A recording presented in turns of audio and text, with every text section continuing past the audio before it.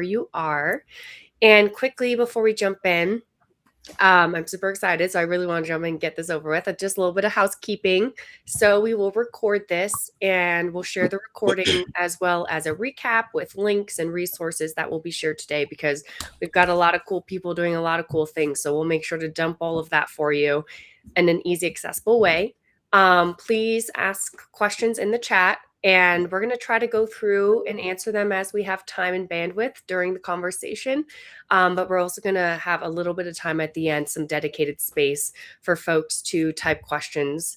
And so please engage with us. But yeah, I'm just so excited about this event. We're really living in a moment that demands a different kind of approach to design, not just in our buildings and our spaces, right? But in our society. We're seeing a lot going on right now. And so this event is kind of exploring this matriarchal shift, if you will, and how it relates to biophilic design in practice. So we're going to explore how each of our work kind of embodies this transition from this extractive hierarchical model towards more of like a stewardship, reciprocity, interconnectedness. And we're going to explore how we, as women, bring a very unique capacity for creating nurturing ecosystems. We're often told that, this professional landscape is one of competition, but look at this room. We are collective. We're demonstrating that community is the most powerful technology we have. It's deeply powerful when you find a group of people who share similar values and a shared intent to bring restoration into the world. And I have a very unique story of meeting each one of these ladies today. It's just very special to me. And so we're here to explore that intersection of the matriarchal approach and biophilia. And when we look at living systems, right, the most resilient ecosystems are not defined by competition, but interdependence. And they thrive, through the butterfly effect, where these small localized acts ripple through and create change. And this is the essence of our approach that we're exploring today. We're not separate from the designs that and the systems that we create. We're a part of them. And we are the living system as well. So I'm really excited to lift the voices of women who are bridging this gap and talking about this restorative justice and new future for our planet and ourselves. And I'm really honored to be joined by visionary leaders who embody this shift and women who are redefining what it means to lead and to teach and to build in this era that desperately need this wisdom of Mother Nature. And yeah, there's just something very powerful, in a feeling that we're not working in isolation and we're part of a broader, wider movement of women supporting one another and amplifying each other's work and helping to bring biophilic design, in a more collaborative, generous, life-centered way. Anyway, off my pedestal. I'm going to introduce myself quickly, and then I want everyone to introduce themselves on the call today. I created the Biophilic Design community here on LinkedIn, so thanks for joining. About a decade ago, when I was in architecture school, I was seeking a way to connect with like-minded people and to showcase how we can integrate nature into our environments at any context, scale, budget, climate, to give hope for a better future. And I also created an Introduction to Biophilic Design course. So, ladies, if someone could kick us off. Okay. I will take. Okay, go ahead. Go ahead. Sorry, That's okay.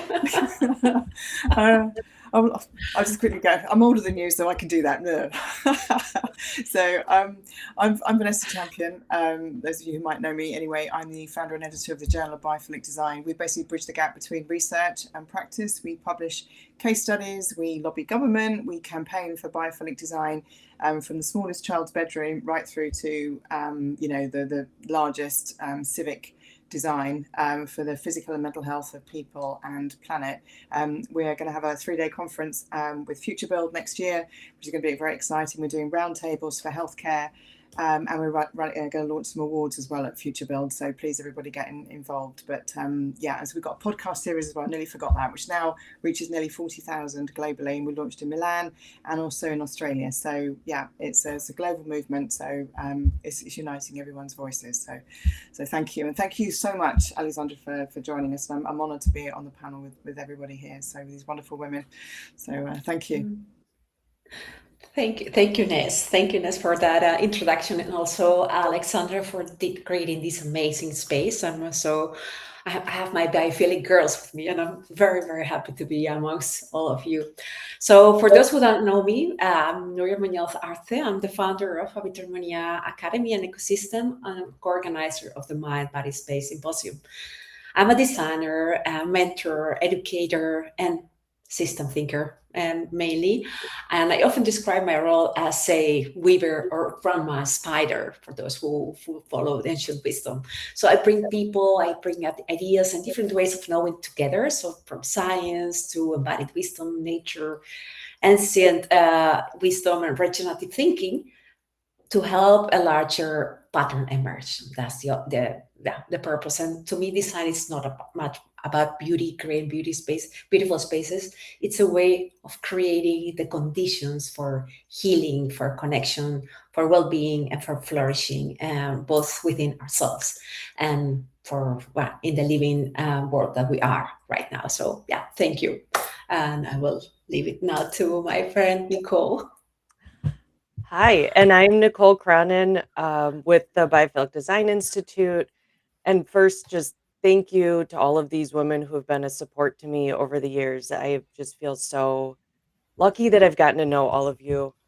It's really an amazing community, as Alexandra mentioned, and I tell people that who come to my course, which is the Biophilic Design Certification Program, or just Biophilic Design. Like once you come here, you found a community, and it really feels like that. Um, I find people all the time reach out and are interested in biophilic design, but I think what we're really all seeking is this community of people who care about similar things. My background is also in the commercial interior design world, and I have my Well AP. I'm on one of the Well advisory boards. Um, I just I'm also a forest therapy guide, which I'll probably talk a little bit more about later. But nature connection and connecting to each other through nature is a big part of what I do. Um, it's an amazing practice that, in and of itself, helps us build relationship with ourselves and with each other. So, thank you. Beautiful. I love it. And you all introduce yourself so well. That's why I love to let people introduce themselves. Okay, let's get into it. So let's shift our focus a little bit to the very like deeply personal and emotional side of biophilia, right? So I wanna hear your stories. I would love to hear how you connect with nature, how you came to find biophilia, and how that's shaped your approach to biophilic design in your work. I just find everyone's stories of their homecoming to finding biophilia so unique and interesting. So if any of those questions in there spark your interest, yes, I would love to hear. Okay, I will start if that's okay. I love this popcorn thing.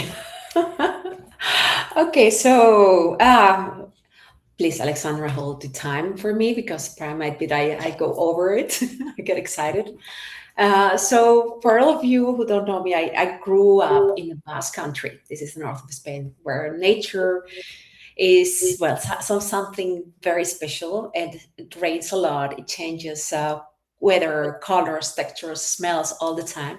So long before I knew those words about biophilia, for example, my body already understood that nature could do something to us to restore us or regulate us and make us feel more at home.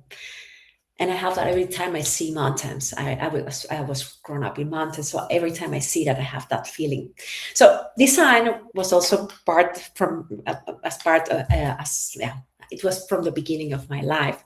My father was an interior designer, and I grew up drawing, surrounded by plants, by furniture, by visiting all these trade shows of beautiful spaces. So as a child, I was also constantly thinking about interiors, about moving, about putting things nice and rearranging rooms. My room was all the time being rearranged. It was crazy. So nature and design, both, they have been always together in my life. And as I entered the new life, my professional life, my father didn't want me to be an interior designer, so I had to study business management and marketing before I studied interior design. I entered gradually into another way, into the working in business, in working in multinationals, working in fashion. After that, in retail and commercial environments. So this was all in Belgium. I moved there. And I designed and experienced spaces that were very effective at attracting attention, at selling, at encouraging consumption, at supporting transactions, let's say. But for me, there was not enough. So they could communicate something, but a brand identity, for example, but it was not enough. So something had to happen. And first happened something very bad to me. I had two breakdowns, and I went into a kind of a burnout. And then I found out again nature, and nature healed me. So I went a lot to nature walks. I did a lot of solos, a lot of coaching and healing, inner healing, and this changed the way I saw life and I work. So Biophilic Design came in my life through sustainability in fashion course, and that's why I started to realize, like, okay, I have to do something. So I moved from Belgium with all my family, with my three beautiful kids. They were thinking that we were crazy. Back to Spain, and started a new life with purpose, with meaning, with really asking ourselves, like, is this the very best that we can do for them and for people ahead, and for the life that we are living, with the climate change we're facing, all the biodiversity, and you all know the problems we're facing. There were too many for me to digest, so I was like, there must be something that I can do. So I started designing as a biophilic interior designer, but this was not enough. It was not enough to just design. So the next move was to educate. So I have been there educating many designers, engineers, and all these different people working in this in this industry for already 6 years, and it's been such a great passion. And from there, I have been connecting people and creating connections in the community called Abitramoni ecosystem. And I really believe that we cannot create environments that are not helping people feel good, that are not making people and community feel good. And everything is connected, as we know. So we will go into that later. But I love that. I love that. I'm just gonna pause really quick just to welcome One Way, and then also in the chat we have people from all over the world joining. It's just beautiful to see. We have Florida, we have Kenya, we have Chile, we have Cincinnati, we have Warsaw, we have Canada, we have Hawaii, we have Chicago, Oregon. Just really fun. But I'm actually gonna go ahead and pass One Way. Do you mind introducing yourself? And My One Way. yeah. Hello. Hi, good afternoon. Yeah. Hello. So, You can hear me well? yes, you're good. We've Yeah. got you. Perfect. Okay. Well, I was not planning, and this is not a political statement, but I think in the interest of just transition, technology decided that my transition will happen a bit later. But thank you for having me. I'm really happy to be part of this conversation today with my fellow biophilia ladies from all over the world. My name is Wangoe Mwangi. Um, wow, I think I'm so many things, but I'm the founder of Green Biophilic Living Society. I've been championing the biophilia conversation movement here in Kenya. It's 8 years now. And it's really amazing to see the momentum that has built so far. By background, I'm an interior designer, I'm a green building professional, and an artist in general. And yeah, I think let's continue. We'll pick up from when I get to my main speaking part. But thank you for having me. We're so happy for you to join us. Yeah, so we're just popcorn styling, and I'm asking how you connect with nature and how you came to find biophilia, and then how that connection has shaped your approach to biophilic design in your work. So just go ahead. Okay. So, wow, how I connect to nature, it really depends with the space I am in. Right now, it's a very busy season of my life because we're preparing for the Africa Biophilia Conference and Expo that is happening next month. So there's quite a lot of office work happening. But then the beauty of where I work, and I'd love to just mention and highlight Wangari Maathai, who championed the environmental conversation and the taking care of trees here in Kenya, and even won the first, Nobel Peace Prize as an African woman. And because of her work, because of her efforts of championing nature, I work close to Uhuru Park, and Uhuru Park is just a treasure trove of nature within Nairobi CBD, next just 5 minutes from the office. So I spend a lot of time there these days, by the water, under the trees that are so many years old. And it's just beautiful to see the amount of biodiversity within a city, just because someone really pushed and insisted that we can't also build up the space. But then most of the times I'd love to be in the forest again. Karura Forest, still protected and really fought for by Wangari Maathai, and a lot of time swimming and just watching wildlife. How I got into biophilia, that's an interesting conversation. It actually came from a point of stress. And I had just started work, and the work environment was quite stressful. Coming out from campus where it's more of like chill and happy-go-lucky, and then now you have to deliver stuff at work. So the walk during lunchtime really recharged me, and I noticed my afternoons were better. And so, being a curious soul, I just wanted to understand what's the connection with me feeling better after the walk, and me being, much less anxious in the afternoons. And I bumped into the word biophilia. And from there, it's just been a whole shift in the way I think and in the way I see, because it gave me the language and the research for all the beauty that I feel in nature, the relaxation, the happiness.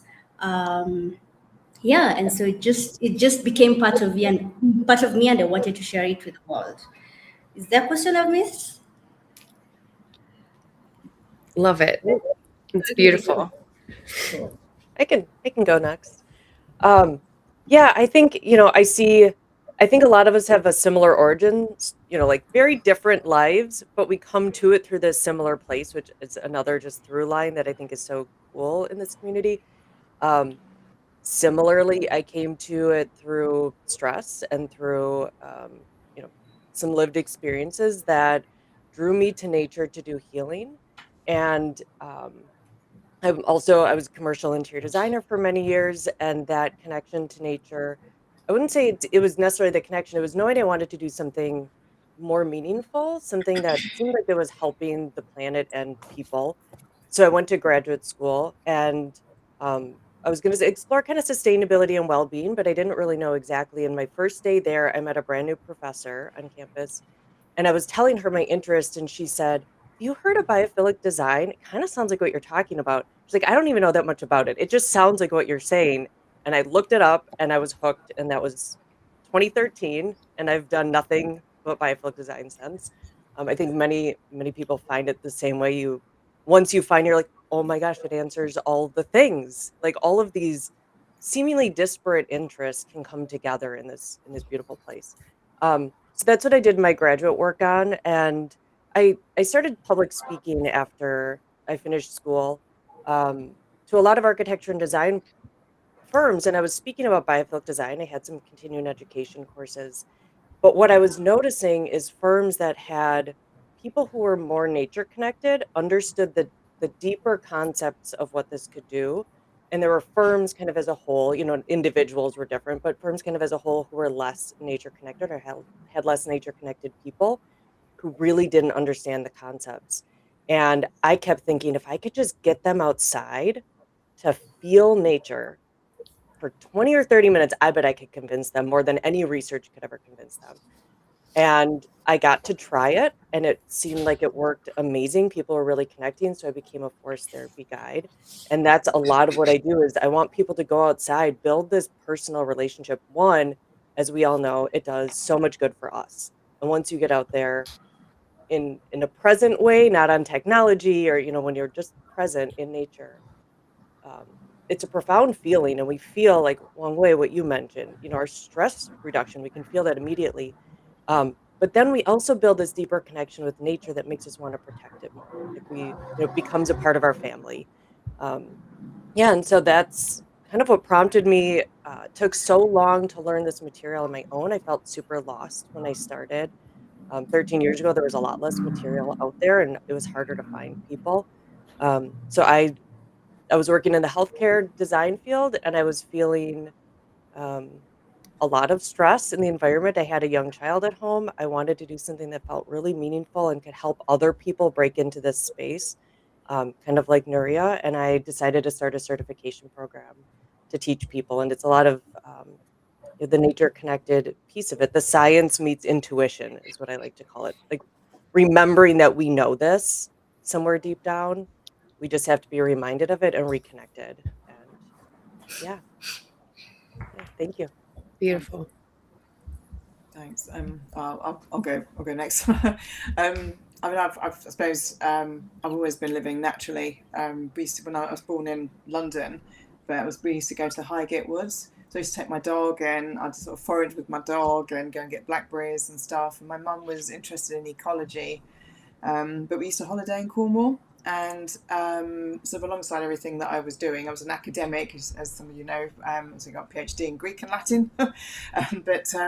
We used to holiday in Cornwall, and I would do photography, and I would paint and draw. And my mum used to study like ecology. As I said, she was always interested and encouraged my connection to nature and hedgerows, which is a bit of a campaigning kind of person, I suppose, which is probably why the journal seems to sort of fit something that's in my genes or my DNA. Yeah, so when I used to holiday in Cornwall, I'd come back, I used to sell the prints, there's these beautiful prints of nature, and it was great because it was almost like a manifestation of validity of my connection to nature, and that feeling that I got, it was kind of like holding it in a space for me. As I said, I'm also an artist, so I sculpt and paint and draw and etch and everything else, and a lot of them are linked to nature. But the whole biophilic story for me came about because, again, people probably know that my dad had Alzheimer's and vascular dementia, and would spend his last days looking at ceiling tiles. And as a photographer, I'm thinking, come on, someone can put some, clouds on those ceiling tiles for him to look at, because his frame of reference, it just breaks my heart to think about somebody with dementia who's like, just seeing white squares going, where the hell am I? What's his brain? What's going on with his brain? Couldn't do anything about that. Same time, mum rushed in with the flu epidemic, looking at a pinboard and a dustbin. I took my pictures of nature and just to brighten the room, to be fair, just it was something that I just needed to do.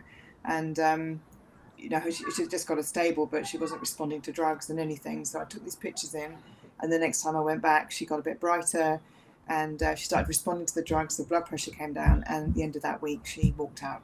So from having going to lose her to, actually recovery. And I'd heard about the word biophilia, and I thought, there's this effect, there's this, just a view of nature. What is this effect? Having been an academic, I just needed to go and research it, not just go, oh, this is great, this is hearsay. I wanted to find out what it was. So I missed a bit out, but I was also running a London newspaper, when I left academia, went into editorial and marketing and PR. And I thought, if we can control the media, if we can use media for good, then how about augmenting this, the benefits of nature connection, so that, and I want my legacy to be that nobody should have to die in a white box, no child should have to study in a white box. It's like, no, and I will do anything in my power to help spread the love, spread the word, and augment voices of, great practice, positive news stories, because that's what people listen to. But nature still maintains my thing, and picnics is my favorite thing. So barefoot somewhere with a picnic, yeah. I love that. Who needs a support? Yeah, we need much more of that, even in the United States as well. Thank you for sharing your story. That must have been very difficult to go through. I guess I'll close this out on this question. So my journey into biophilic design really, well, let me actually time myself as well so I don't go over. But it really started with this term green withdrawal. And I grew up in Hawaii, and nature wasn't really something I had to seek out. It was just part of my everyday world. And I think I saw someone in the chat from Hawaii too. You could probably vouch for that. And then when I moved to the mainland US for high school, I was suddenly surrounded by like concrete and steel. And I was like, okay, what is this? And I was like, oh, this is green withdrawal, and you have to go out into nature. You have to visit nature. It's kind of like separated. And it just kind of blew my mind a little bit. And I always come back to this idea for like repeated, sustained interaction and engagement with nature. It's very well known and studied now, but nature isn't just like an aesthetic luxury. It's literally a biological imperative, and it's a fundamental requirement for human health. And this realization kind of shifted my perspective, and it drove me to study environmental design. And then I developed my own kind of ethos of biophilic design, which is to weave together the landscapes of human and nature for the benefit of both. And so all of this kind of shapes my approach to biophilic design. The idea that we shouldn't just be going visiting nature in an isolated park. Nature isn't something that we just go over there. It's like over there.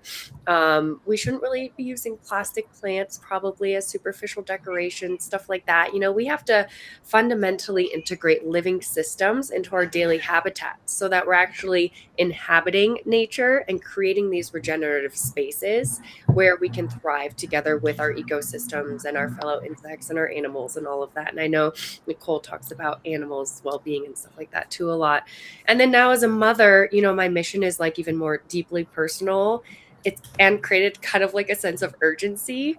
And so in my day job at Google as a program manager, something shifted inside of me when I had my daughter, and I looked at, the world that she's in. And I really wanted her to feel those same things that I felt growing up in Hawaii. And so this really intense surge of urgency kind of led me to create that Learn Biophilic Design course, because my own experience of green withdrawal made me realize that our connection with nature is a biological imperative. It's not just a luxury. And I just wanted to make this idea accessible to everyone as much as possible, not just specialized architects, because I went to architecture school. And so that we can all learn to weave nature into the DNA of spaces where we live and work, essentially. But then generally, I just find nature has so many beautiful, rich metaphors and wisdom constantly. You could look at anything and like find something truly profound or deep and like a life lesson. One of my favorite is that, nature needs stress. It doesn't just withstand it, it actually requires it to grow stronger. So there was this experiment called Biosphere 2, and they grew these big trees in a windowless greenhouse, and they grew really big, but then they collapsed under their own weight because they were shielded from the elements of nature and from the wind. And that necessary adversity was required to develop that structural stress wood and deeper roots. So it's just like, I love that idea, right? That we can use volatility and friction to adapt and evolve and grow those strong roots and grow stronger. And I just find that every time I look into nature, you find a lesson or something very beautiful or interesting. Wonderful. Okay, so I want to shift to one of our last questions today, and then we're going to open up for some questions in the chat. So definitely keep asking and adding your questions in there. We're going to try to spend a couple of minutes at the end. But I kind of want to shift into women's unique role in biophilic design, right? So this is Women in Biophilic Design. And, we're doing much more than designing. We are stewarding. And so how does your specific practice embody more of a matriarchal approach? So prioritizing care, intuition, deep listening over competition or extraction or control. In your view, what is the unique wisdom that women bring to the table that is essential for healing our built environments as we look at generations coming after us? What is that seed, that we hope that they inherit from what we're building today? So yeah, this is a large question. Feel free to speak to whatever parts call to you most. Actually, can I start that? I would love to. So I was thinking about the first time I got to know Nuria, and also Alexandra, I think you too. Nuria and I knew each other from Living Future Europe for a little bit, and we decided to have a call together. And we found out on the call that we were both working on our own individual courses that could be seen as competition. We were trying to inhabit the same space. We found out later we're doing it in a very similar way, and agreed to not be competitors. We said there's room for both of us here. We can help each other. We can help uplift other people who are coming into the education world. We want to see this work happen everywhere. and different people are going to resonate with different voices and different styles of education. And a similar thing happened with Alexandra reached out to me. It was like, welcome to the club. We wanted to, I think it's this very intentional way of trying to be not the way the rest of society tells us we're supposed to be. Take as much as you can, hold it yourself. We want to nurture, we want to help others succeed in this space. And it's a wonderful, I have found most of the people in this space to be very similar. There was something else I was going to say too, but I think that story, I tell people that a lot because I think that's kind of the heart of this work. We cannot do it alone. No species stands alone out there. We are interconnected beings. And with our work, it takes, I was a commercial interior designer. You can't just design an entire space individually. Products come from places, and you need architects and designers and landscape architects and engineers and the whole thing, that all of us need to come together to really be able to design the spaces that Alexandra so eloquently talked about. And yeah, I'll pause on. And I think also, this was the other, also being a mother, and how difficult it can be to get access to nature on a day-to-day basis. She goes to school, they get a 15-minute, recess on a playground of wood chips. And, as somebody, like, I try to be outside as much as I can with her to help her find that connection, because we do lose it. And that's really incredibly sad to me. So I think, yeah, I'll stop there. I want to hear everybody else's.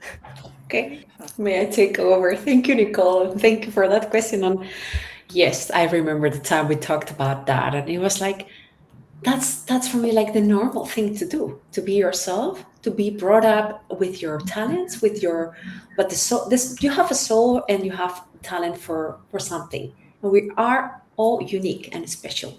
And that's not something that we are brought up at school, neither at any company, nothing. So we are the ones who are, always like competing with each other. And when I started to learn about biophilic design and understanding what actually inner connection and connection to nature was a bigger world, something much bigger, and started to weave all that together. And like what you said, Nicole, we don't need to compete here. We all have unique wisdom. We all have something that we can give, and we are all good listeners. I think that that's something very, very essential here. We listen, and then we act, and not the other way around. And that's how us as designers or biophilic design professionals, that's one of the things that I always say: deep listening. Listen to the land, listen to ourselves, listen to the kids, listen to the cosmos, listen to what is around us, makes us connect with the purpose and with ourselves. And I completely agree with what you explained, Nicole, Alexandra, about like we have to have that stress to evolve. Yes, everything is connected. So even a tree, and I always give the tree example because my second surname is a tree, a maple tree. So I always have the tree. I have the flourish tree model in my company to make people thrive and uplift.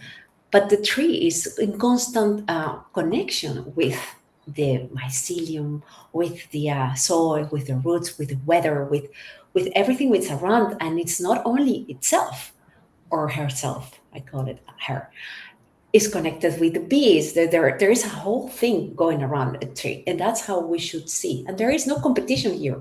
The tree is not competing. It's just one of the major things that trees and plants do is give back to the soil as much as possible that other plants are going to grow. How beautiful is that? So that's how I see it as flourishing through relationship. So I always bring that example of a tree to the table, and this is us women working together and bringing the best of ourselves and each other to the table. So thank you, Nicole, for bringing that again.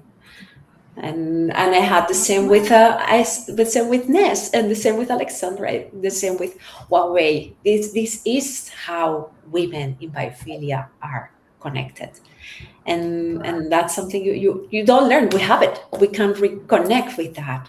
It starts with ourselves. So yeah, that's the message I want to bring here.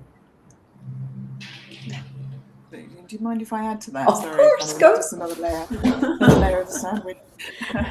But you mentioned that, you know, sort of nature is collaborative, and that's it for me. That's so much what, from, you know, how I've kind of built the journal up, is that it's, you know, when people submit their articles in, I nurture the articles. You know, it's like the same thing with the forest. The forest, there's many trees and there's plants and there's holly and there's undergrowth and there's little tiny weeds and flowers and ivy, and everything has a different energy and a different kind of purpose and a perspective as well in a forest. And so when people submit articles, it's the same thing. I let the voice, I don't rewrite anything, I let the voice sit as it is. And I think biophilic design should reflect those same principles as well. And I think that's, you know, we're talking about sort of, you know, male, female kind of things here. But I think maybe that's what, you know, what you mentioned about deep listening as well. Listening as well is a design tool that we do. Some of the best, sort of most successful designs seem to be where they've listened to the people using the space, where you go in and you actually talk to the users and you have empathy and you go, well, how are you going to be using the space? You know, and also I think one of the things that threads through all of our work here is that the next generation, you know, deserves better, really deserves, you know, more sustainable buildings, a better world, better places to learn, live, survive, play. And you know, I think having maybe more of a female, you know, maternal, whatever you want to call it, however, you know, perspective on design, and lends maybe our design practice to be a bit more empathetic in that way, to nurture, so that we don't leave things in a more harmful way, so that the next generation is cared for, really. And that's something that maybe is really passionate within each of us, whether we have children or not, you know, whether we just care for animals or care for people or care for ourselves or our family or our mothers or whatever it is. That is probably something that's deeply inherent in every living being, but I think particularly within women's souls. So yeah, so that's kind of, there's quite a lot of other things I want to say, but I'm conscious of time, so I'll leave it there. Thank you. Okay. Well, for me, I think my response to that question is, when you get into the journey of biophilic design, when you discover biophilia and you start reading about it, you realize the abundance that nature offers.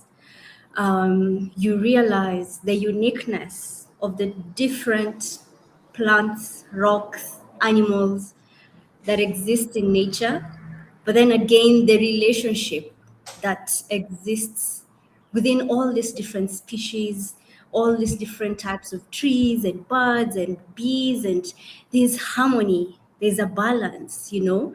And I think it rubs off on you. And this element of competition sometimes starts to feel unnatural because, like, for example, I got to know Nuria quite some years back online. And again, we knew each other, I think, because of the courses. And the first conversation was, how do we upscale this? How do we do this together? You know, how do we make this way of living, this abundant way of living and thinking? Because biophilia is not just tied to architecture. Architecture is one of the containers. Biophilia is life. It's the food, it's the clothes, it's everything. So we were thinking, how do we upscale this together? And we've been in spaces where we felt the energy was off, or rather a space where there's just extractiveness that's coming out, and you feel it and you realize it. I don't know if men feel this. I can only speak for me as a woman, but I think that aspect of listening is coming out from everybody. And probably because of the nurturing element, you have to, know what could be the problem with your child when they're crying. And maybe if it's not even an actual child, some of these ideas are children. You need to listen and understand, why is something not working? How should I go about it? So I think coming into the awareness that we are in relationship with each other, with other organisms, and just being aware of that.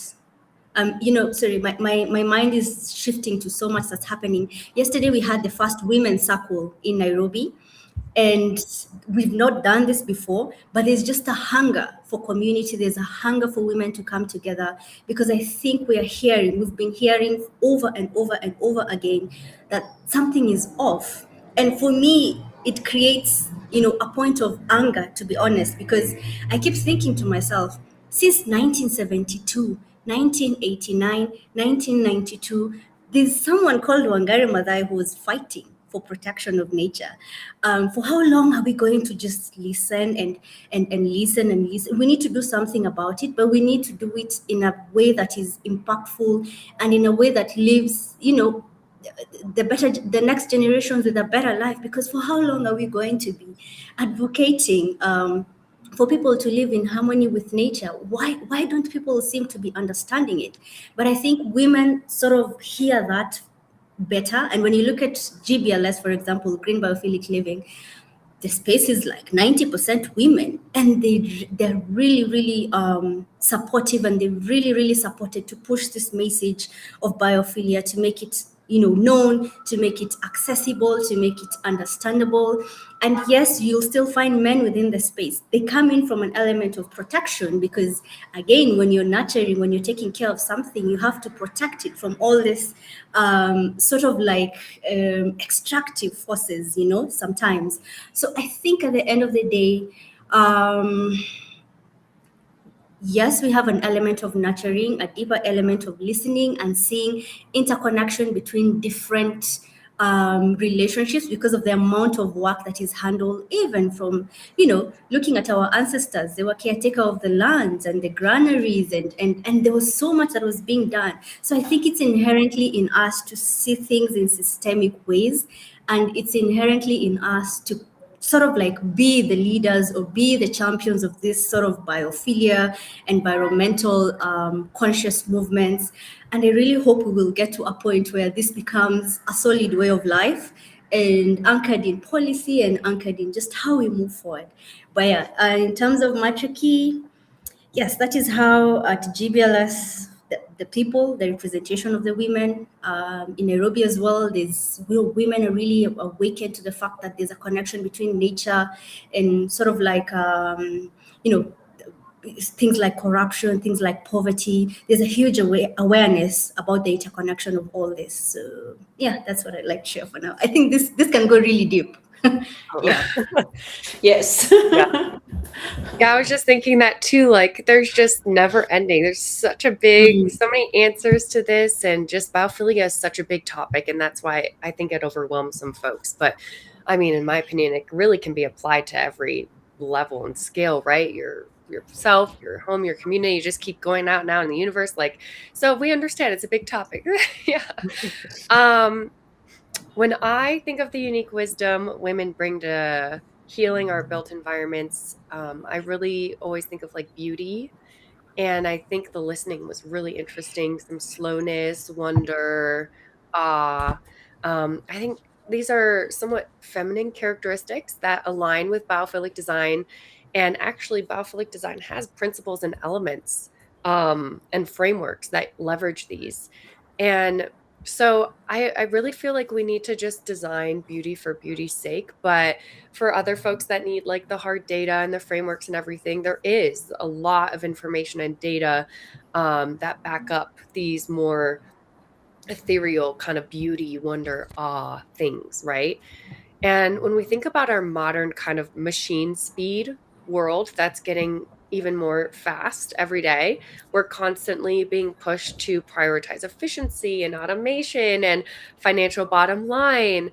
And this is kind of a mechanistic paradigm, which I kind of talk about in the history of biophilic design in my course. But beauty is frequently dismissed as like a superficial luxury and like a nice to have amenity or mere decoration or something like that, which is just hollows it.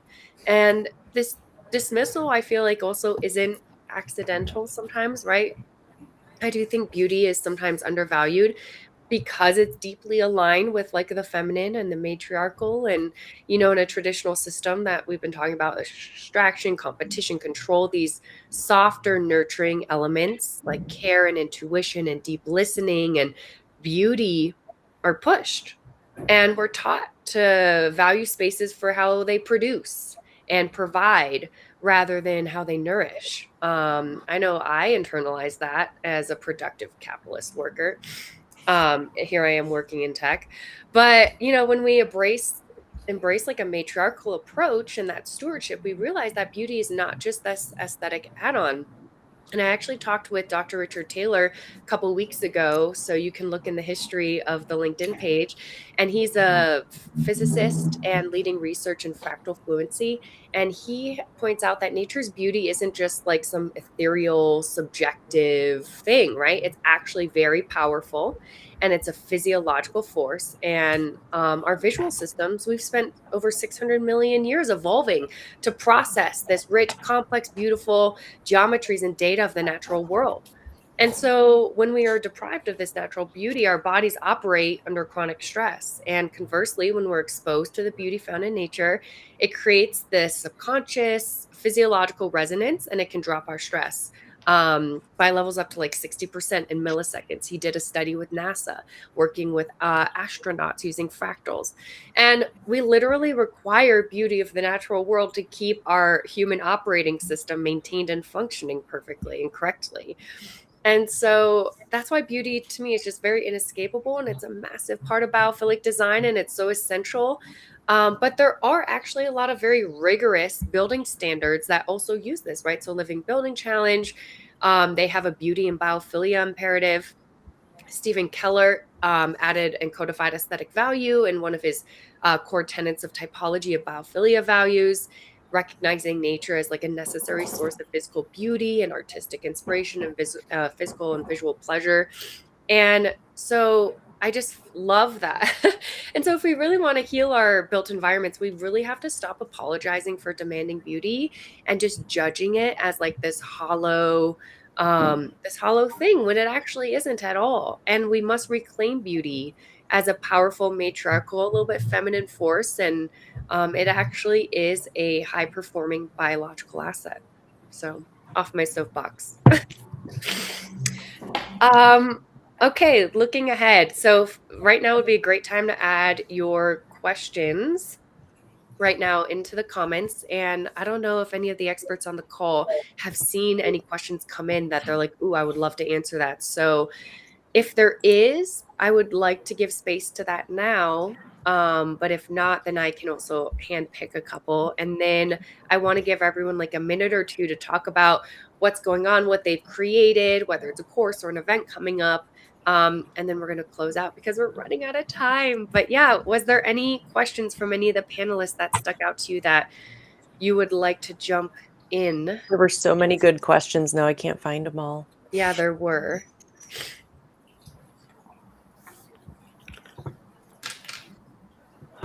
Well, maybe we could do this one way, if you don't mind. What do you see as the biggest barrier to mainstreaming biophilic design in Africa? I look at it as a quote unquote barrier and also opportunity. I would say data, because as I've mentioned before, biophilia is not something new here. Biophilia is a way of life our ancestors have lived. They have built with all the 6 elements. They have built with the 15 patterns of biophilic design. It just wasn't called, it didn't have the name biophilia. But then again, because our buildings need to reflect our identity, they need to reflect our culture, Kenya needs to feel like Kenya from where I live and work in.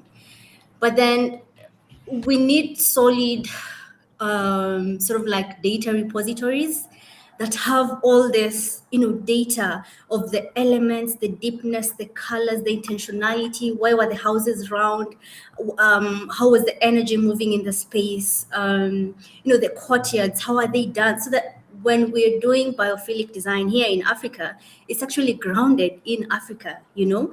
So I think the biggest barrier and still the biggest opportunity is for sure getting data in the different countries. And this is, I mean, this is massive work of all the architectural stuff that existed, especially even in interior design. Since I'm an interior designer, getting to understand the elements that were used, how, for example, bringing animals indoors, there was a lot of motifs, just reconnecting back to that. And then now tapping tech, tapping modernity, tapping the modern day and times and the graphic designers we have and the artists, and sort of like recreating or re-centering our culture and our identity back into something new right now.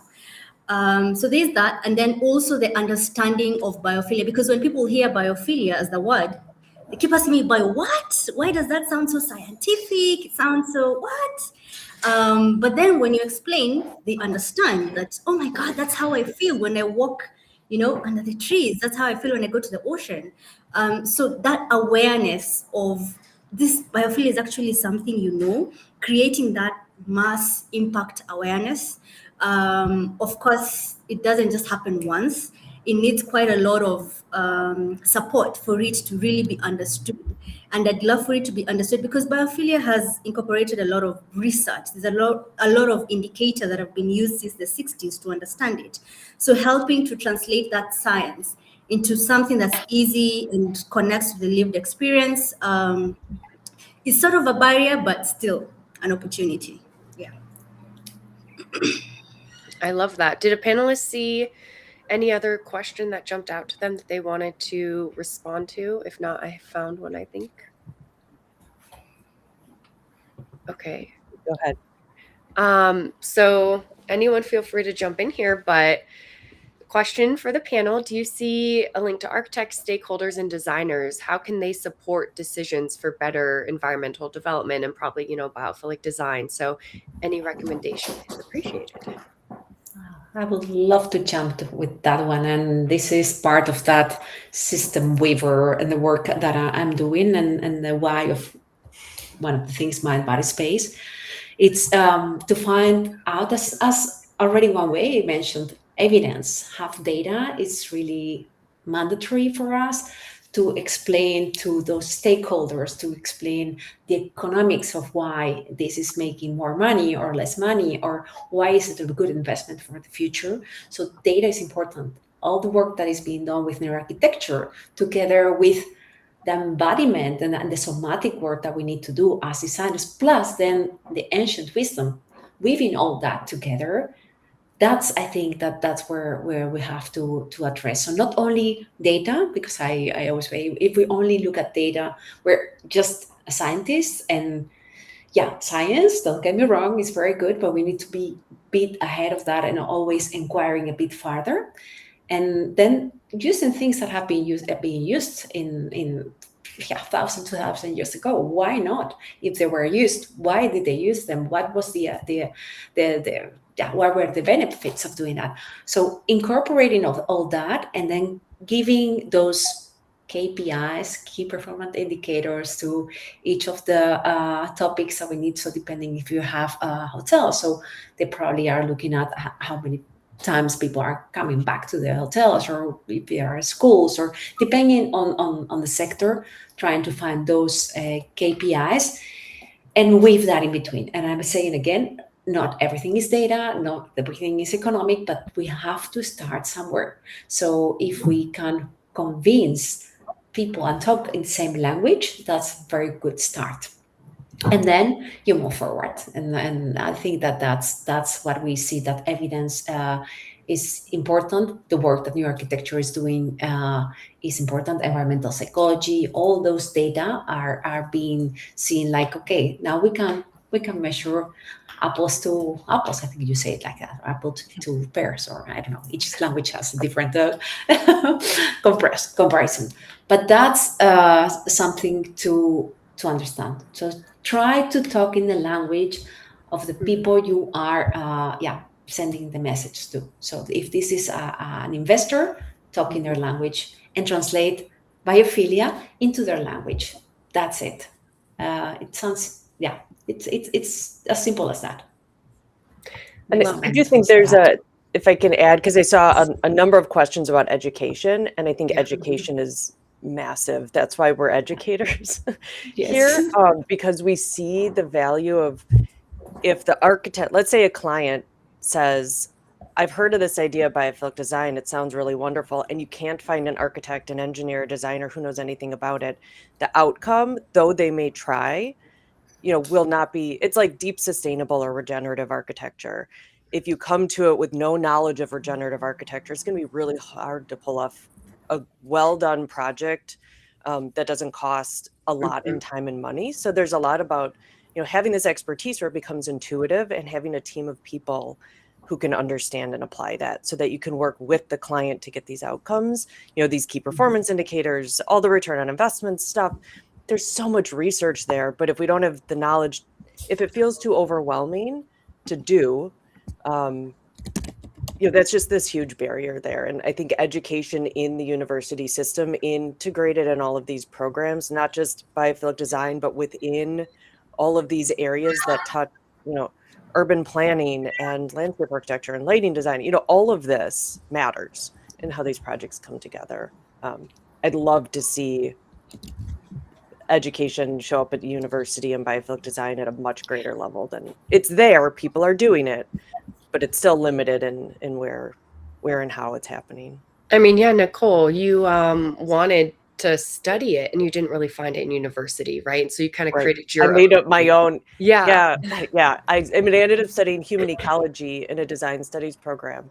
But I really made it up on my own by seeking out guidance from experts that I could find. I read, every piece of research. I read every book I could find, and I kind of made it up.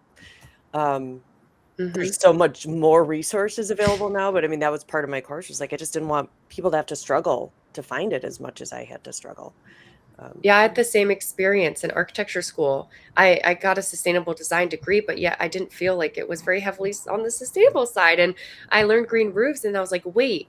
And I kind of went from there. Once I figured out what a green roof was, I was like, oh my gosh, you could put nature into the cities and everything. And yeah, it just went from there. Vanessa, was there anything that you wanted to talk on some of those questions? Yeah, there's a couple of things just to add to that. Actually, I mean, just obviously I know I'm banging on about the journal, but the reason I created each one with a different theme is that, I mean, like, this one's the landscape edition. I mean, it's massive. It's like full of things, but there's case studies and science behind biophilic design in each one, and we've done it so that if there's a designer that's trying to help explain to a client, we need biophilic design for neurodiversity, or I want to improve the lighting, the circadian rhythm, and trying to articulate it, basically just get the light edition or get the sound edition or get the architecture edition and just throw it in front of them. I mean, if you've got the reason we print it like this is so that it looks sturdy and chunky, so that visually, it's all psychology, right? So it's when they receive it, they go, oh yeah, okay, this must be like a really good thing.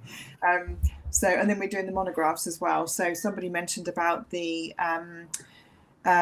with the different heat in the country, and do we need like different shading and planting and water recovery and things. So again, because what I'm trying to do is just accelerate the knowledge and try and join all the bits up, we've got this new series of monographs, which this one's about Alive Labs. It's about a new moss cladding, but it's innovation. There's lots of innovation in this space happening. And if anyone is working on any innovation or knows anyone that's doing an innovation, please put them my way. Because if we can produce more of these and put them in front of architects and interior designers and anyone else, to make them buy the better option, not the plastic option as we've just been talking about, then yeah. I mean, suds. I mean, we're talking to people at Parliament, so just very quickly. But if every single driveway for every new build house had a runoff rather than concrete, just imagine what that would be, and it would go into the water table as opposed to things. It's about designing with a different way. So yeah, the journal is really as good as what she said. So if you haven't gotten it yet, go do that. Yeah, with that, I do want to wrap up, and we're going to try to jump in the comments and answer your questions directly. But I think pretty much all of us have a course, and Vanessa has a publication. So if we can just go round table in 1 minute on how folks can find you, what your offerings are, that would be fantastic. Well, I might as well go first with Journal of Biophilic Design. I'm going to put a link in there so you can download a free copy of the materials one. We've got podcasts, you can find it on Spotify. Please get involved. We've got events, round tables, and so we're going to be 3 days at Future Build next year as well. Loads of awards. So, we've got hospital design, architecture. We've got 2 of those issues that are there as well. So please connect with me, and I'm always looking for content. So if you'd like to write for us, then also reach out. Thank you. And thanks, Alexandra, again. Thank you. I will go now. So we have this certification course, which is Design Spaces That Heal, Inspire, and Uplift Lives. It's about implementing biophilic design, but it's much wider than that. It's a mentoring program where participants are going to complete the methodology behind these flourish tree models. So it's the inner, the outer, how everything is interconnected, how we listen to our customers, how we listen to the land, and then how do we apply it and how we pitch it. So it has all the different, from the inner all the way to putting out there and putting all those economical values also. So that's our flagship program. And we also have a community called the Abitrimony Ecosystem, where all these people that have been following the programs throughout all these years are there in that community, and also other people from different disciplines from all around the world. So that's our Abitrimony Ecosystem.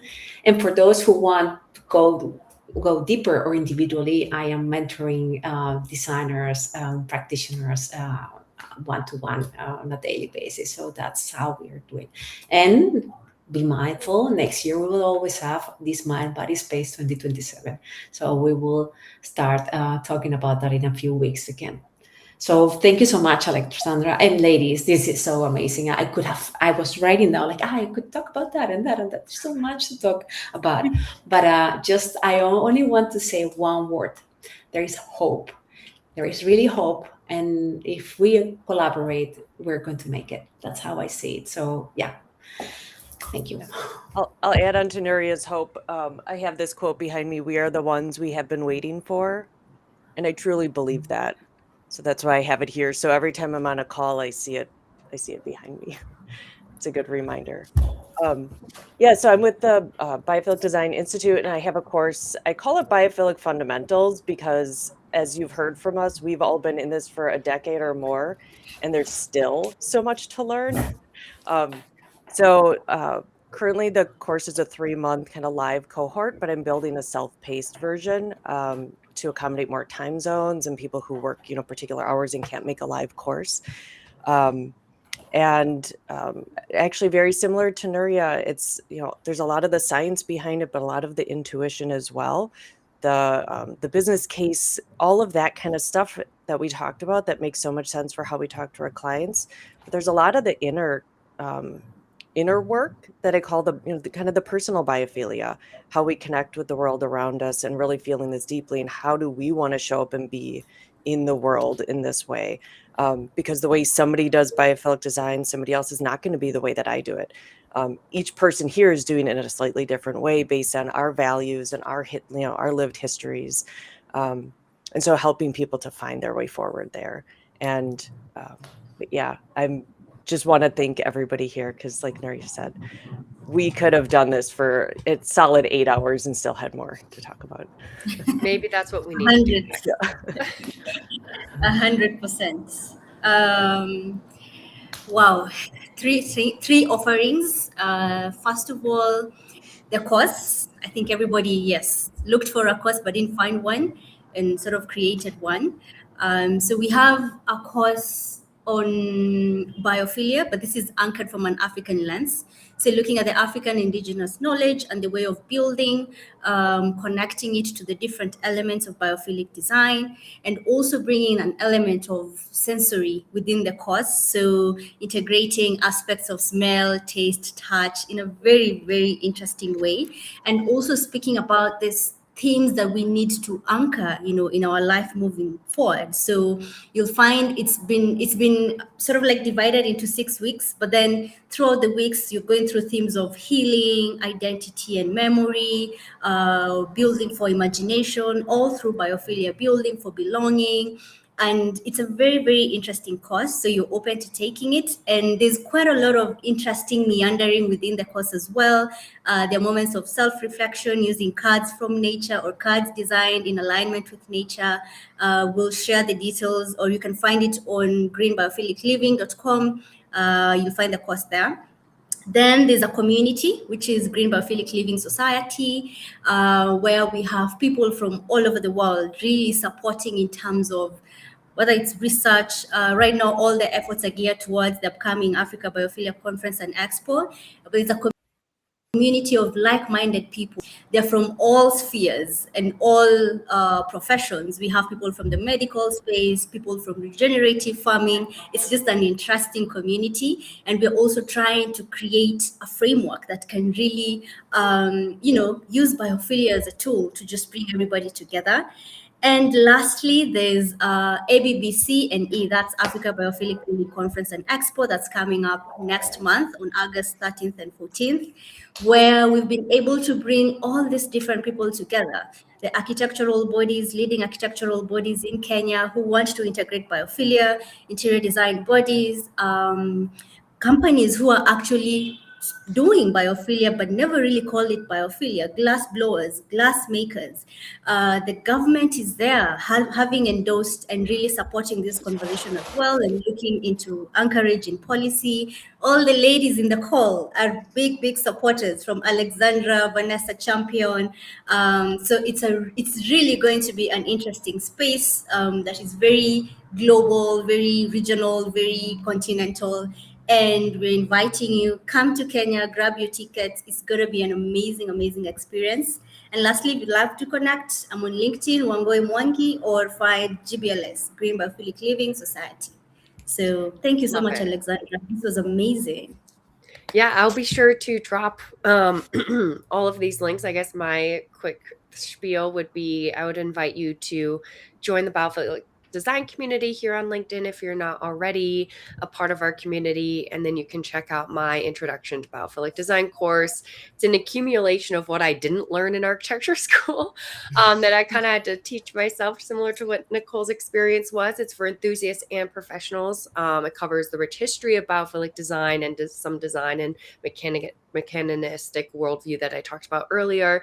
Some broader design history, goes through data, foundational benefits of biophilia, ends with concrete frameworks and patterns and how you can apply that to your ideas and projects. But all right, I think we need to do this again.